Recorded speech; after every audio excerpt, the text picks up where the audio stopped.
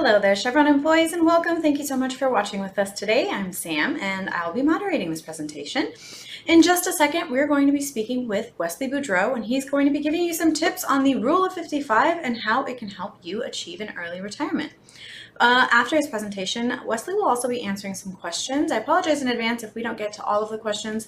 Please feel free to ask away in the Q&A box, and I will make sure another Chevron-focused advisor reaches out to you after the presentation to answer those questions for you. As a quick reminder, we are not affiliated nor endorsed whatsoever by Chevron. We are a completely independent group of financial advisors here. Please keep that in mind as you're listening along today.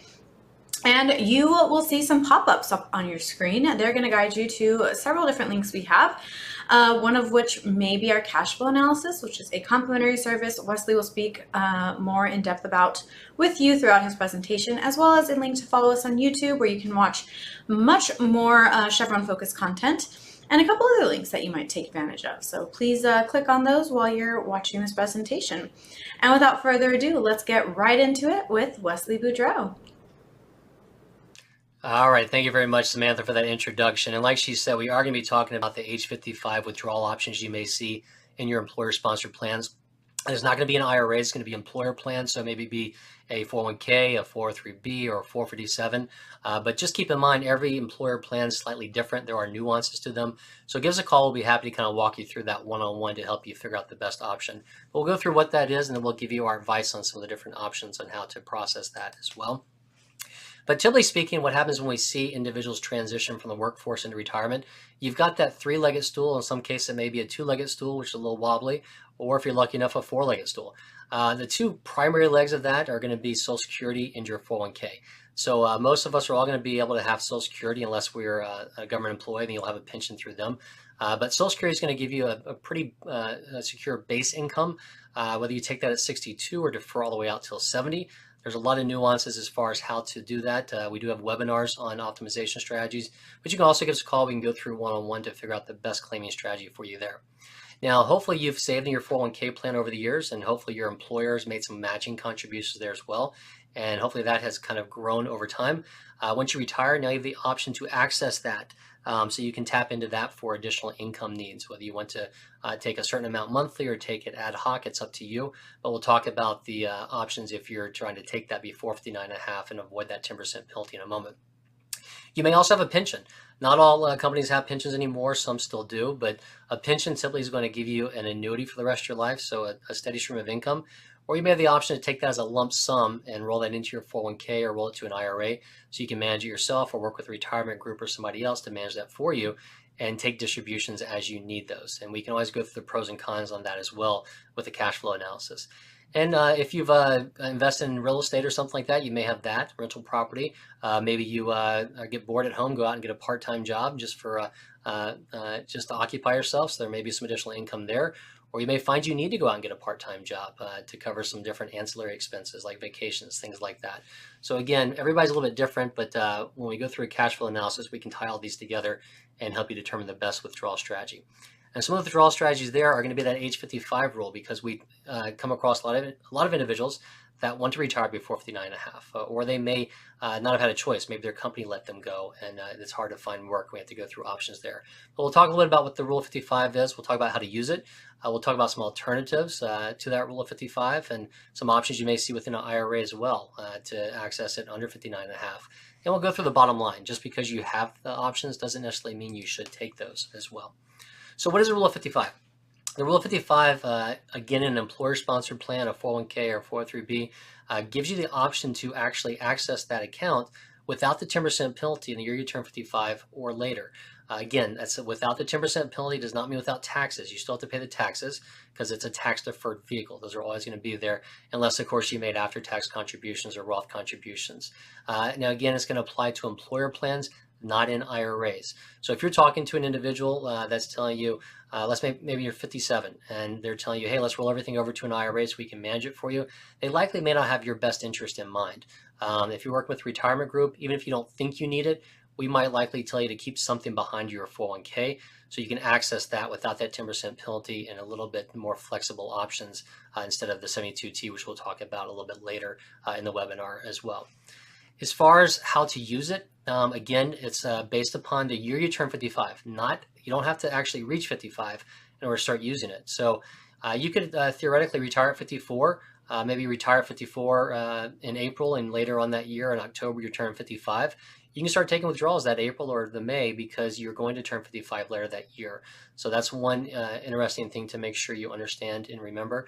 And we've gone as far as having individuals that it wasn't their decision. They got cut from the workforce at 54 or 53 prior to that year they turned 55. And what we've helped them do is in some cases actually roll some of that money over to a new employer plan. Maybe they go out and get a job somewhere that's got a good 401k plan. They might work for a couple months, a year. In some cases, I've seen some work just a couple weeks, so they can retire from that company and get the age 55 rule option there. So again, there's a lot of different options to kind of go through. But again, every company is a little bit unique and different, so you can be very careful about those and make sure you understand their options within those plans as well. Some alternatives to the rule of 55.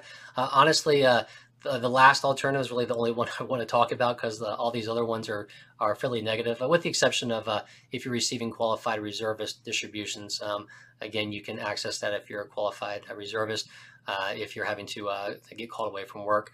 But the first couple here, if you become totally permanent, permanent disability, obviously you don't want that, but if you do, if that happens, you have access to your 401k without that 10% penalty. If you pass away, your beneficiaries don't have to pay that 10% penalty. If you've got yourself in a situation where unfortunately you got some high medical cost, as long as those medical expenses are over 7.5% of your adjusted gross income, you can get around that 10% penalty there as well. And then if the IRS forces the money out, then that's another option. Again, those 4 or so we look at there, you don't want to come across those, but it is something to know about. The last one is the one that we'll talk about here in just a moment. This is where, in some cases, even if you retire before 55, you can look at rolling to an IRA and taking what's called a 72T, or a substantial and equal periodic payment, in order to get that out. So what does that mean? If you, let's say you were 53 or 57 and you retired, and maybe you're 57, you retired and immediately moved it to an IRA because that's what you saw everybody telling you to do, and you realized, oh gosh, I need to take some money out of there. Again, if you just tapped into that IRA without the 72T, you would actually be paying taxes plus that 10% penalty. So the 72T is an agreement you really make based upon IRS calculations that you will actually take substantial and equal periodic payments over the course of the next 5 years, or until you turn 59 and a half, whichever is later. So let's say if you left at 53, that's going to be 6.5 years you have to be taking that until you turn 59 and a half. If you left at 57 and rolled that to an IRA, you have to take it for 5 years until you turn 62. And you have to be very careful about that, because once you start that, you can't stop it, or else the IRS can come back in there and retroactively penalize you.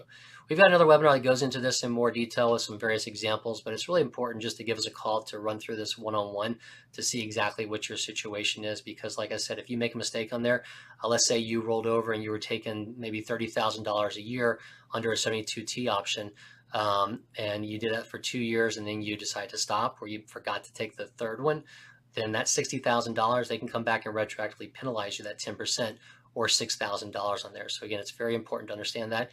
There are options to start new ones if you need additional income. And one of the good things is the last couple of years, they've bumped up the interest rates they use. So it doesn't take as much to qualify for this. But again, it's really important to run through that with us one-on-one. But again, like I said, the bottom line is just because you have access to that doesn't necessarily mean you should. Obviously, if you need the income, if you're saying, hey, Wesley, I am retired at 56 and I'm done, I'm not going back to the workforce, I'm not doing anything else, and I need to access my money, then that's probably going to be the best option for you, unless you looked at that 72T because you wanted more flexibility as far as the taxes. Within a 401k, generally speaking, you're required to withhold 20%, whether that's your tax bracket or not. So in some cases, if you're in that 12% tax bracket, you may be given the IRS an interest-free loan of that 8% throughout the course of the year. Again, that doesn't mean that you owe that. It just means that's your withholding. You'll get that back later whenever you file your taxes. And it also may be that there's more investment choices you want to look at outside the 401k. So again, that's where it's good to compare age 55 versus 72T options on there as well. But again, the more that you take out, the more you'll obviously deplete that account. So it's important to run through a detailed cash flow analysis to see exactly how this fits into your specific plan and what those pros and cons are for you. Now, right now, I mentioned about cash flow analysis. About three-fourths of Americans over 50 actually don't have a written plan. If you can spend about maybe 10 minutes or so, not that much with us, let us gather some different information from you, items like date of birth, Social Security estimates, your expected spending in retirement, 401k balances, pension, things like that. We can run a detailed cash flow analysis and sit down with you and kind of go through that one-on-one to let you know where you stand. And that can help you decide, hey, I'm looking at retiring. Should I retire at 55 or should I retire later? We can show you how things look, not just now, but how it plays out the next 20, 30 years. And that can also help tie into how your benefits work and make sure you don't leave any money on the table when you're actually separating service.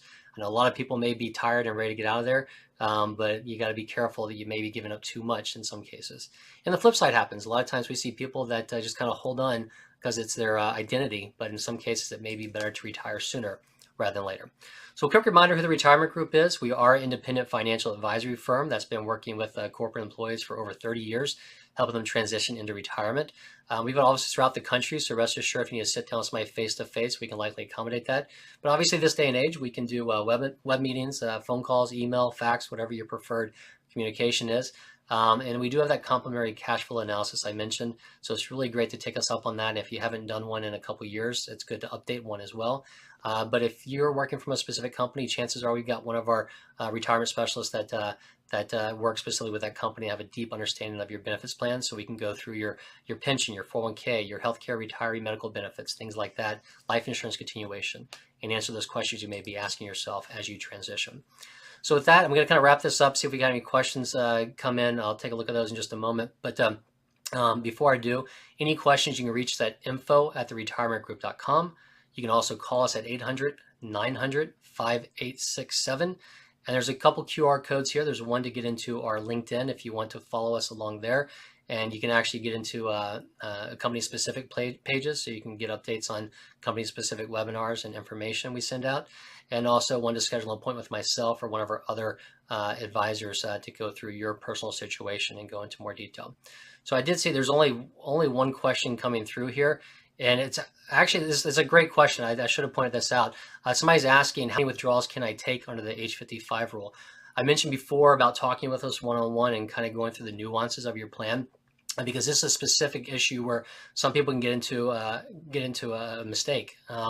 Some companies give you good flexibility, let you take out one withdrawal a month. Some let you take out more. Some let you only take out two, and some only let you take out one a year. So let's say you retired at 55 or 56 and said, hey, I'm going to take out withdrawals so I can cover my expenses, and didn't look into the plan language. And maybe January, February, you went in there and took out $10,000, think you were going to be able to take out another 10 or 20 later in the year, and you go and call up the 401k in May, for instance, or June or something, and you want to take a withdrawal, they tell you, I'm sorry, you've already taken your withdrawal for the year. You can't take anything again until next year. So that's definitely something to be aware of. So again, if you are one of those companies that only lets you take one withdrawal per year or two withdrawals per year, we need to help you kind of budget that and make sure you take out enough to cover what you need. And you also need to make sure you factor in the tax withholding on that as well. So in some cases, if you take out too much, it could compound the tax effects on there. So it's really important to review that. So in that case, somebody may have taken that out, and the only option they would have would then be to take a withdrawal with a penalty or roll it to an IRA and do that 72T that we talked about. So again, we talked a little bit about this on a high level. Again, a quick disclaimer. We work with a lot of different individual companies, and we've got details on all of your plans. We can kind of go through that with you. But that does not mean we're endorsed by that specific company or employed by them. But if you have any questions, just give us a call. It's really important to kind of run through these on a one-on-one basis and dig into your specific questions and run that cash flow analysis we mentioned. So with that, I want to thank everybody for taking a little bit of time today, and we hope you have a great day.